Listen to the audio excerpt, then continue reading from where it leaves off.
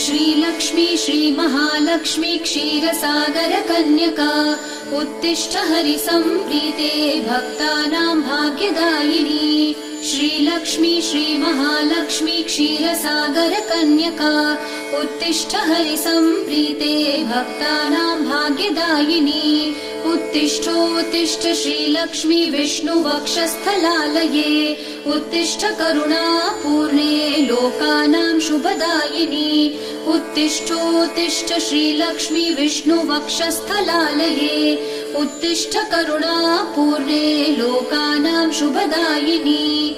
श्रीपद्ममध्यवसिते वरपद्मनेत्रे श्रीपद्महस्तचिरपूजित पद्मपादे श्रीपद्मजात जननी शुभपद्मवक्त्रे श्रीलक्ष्मी भक्तवरदे तव सुप्रभातम्।